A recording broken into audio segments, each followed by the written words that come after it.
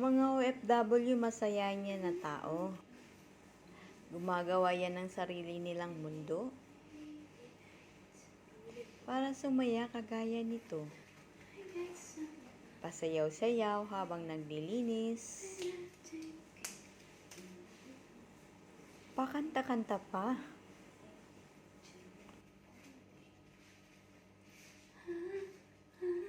Ba? Kahit punit na ang t-shirt niya, nagtitisan niya yan. O baka pante at bra mo butas na rin. Tingin nga. Kailan mo huling binili yan? Nang magbakasyon pa ako before COVID. Oh my gosh. Oh my goodness. Ang tagal na, Maria. Maria!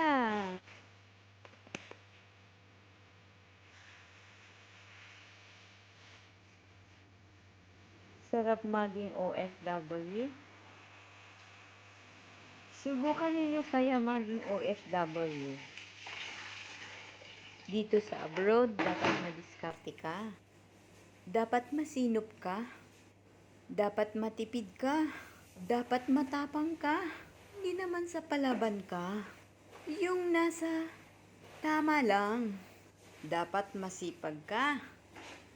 Dapat mapasensya ka sa oras, sa trabaho, at sa mga taong nakapaligid sa'yo. Tandaan mo, may iba't ibang ugali yan, mga yan. Parehas din sa ating bansa. Alam nyo ba na kahit saan tayo pumunta, may dalawang klase lang ng ugali ng tao. May good and bad. Pag mabuti ka sa tao, mabuti din ang balik niyan, parang karma lang. Pag may ginawa ka ng masama, babalik din yun sa iyong masama. Doble-doble pa. Hala, formal na dyan ang amin mo. Kaya tayong mga tao dapat maging neutral lang tayo.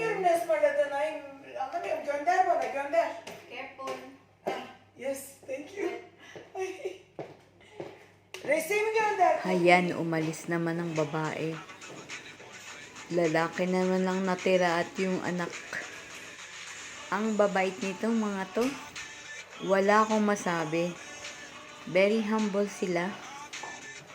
Sila pa nag-a-adjust sa akin.